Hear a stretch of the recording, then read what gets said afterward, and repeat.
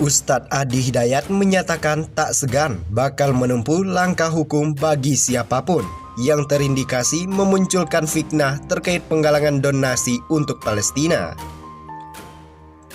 Sebelumnya, demikian Ustadz Adi Hidayat akrab disapa, telah menghimpun dana dari warga Indonesia untuk Palestina sejak 16 Mei hingga 22 Mei. Ia tak ingin tekad membantu rakyat Palestina itu justru dijadikan alat untuk menebarkan fitnah ataupun mengadu domba. Kami juga ingatkan, bagi yang sengaja memecah belah, bahkan menghadirkan unsur-unsur fitnah, awas hati-hati ya. Kita pun akan melakukan tindakan tegas dengan menempuh langkah hukum, tutur Adi Hidayat.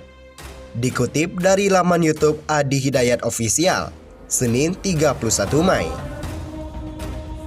Hati-hati, kita sedang mengamalkan amanat konstitusi. Pasal 29 ayat 2, negara menjamin kemerdekaan tiap-tiap penduduk untuk memeluk agama masing-masing dan beribadah menurut agama dan kepercayaannya itu, lanjut dia lagi.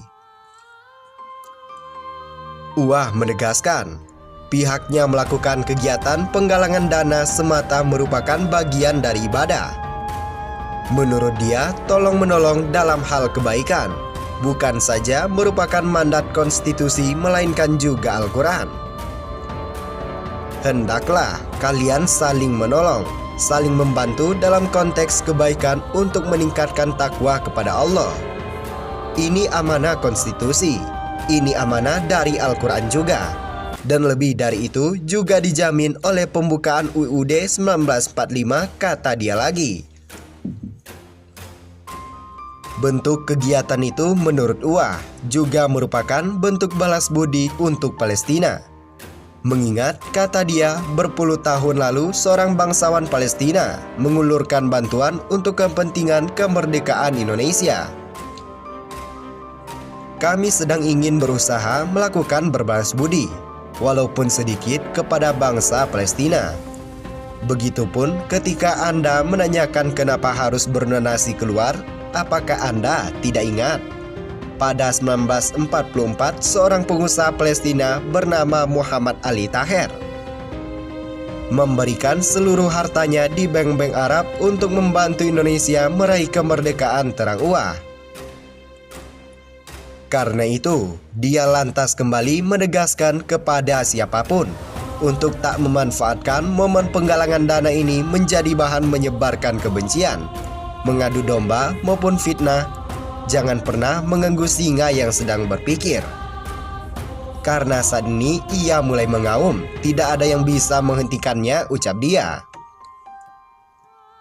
Sebelumnya, menyerahkan dana kemanusiaan 14,3 miliar dari warga Indonesia untuk Palestina melalui kemanusiaan melalui Majelis Ulama Indonesia atau MUI. Uang itu rencananya digunakan untuk pembangunan rumah sakit di kota Hebron, Palestina. Dana tersebut bakal disalurkan ke 3 kategori prioritas, yakni untuk berbagai kebutuhan mendesak, pembangunan rumah sakit atau infrastruktur, program pendidikan bagi rakyat Palestina. Dalam memenuhi kebutuhan mendesak, Adi menyalurkan dana umat sebesar 10,2 miliar melalui Lembaga Kemanusiaan International Networking for Humanitarian atau INH Indonesia yang ada di Gaza.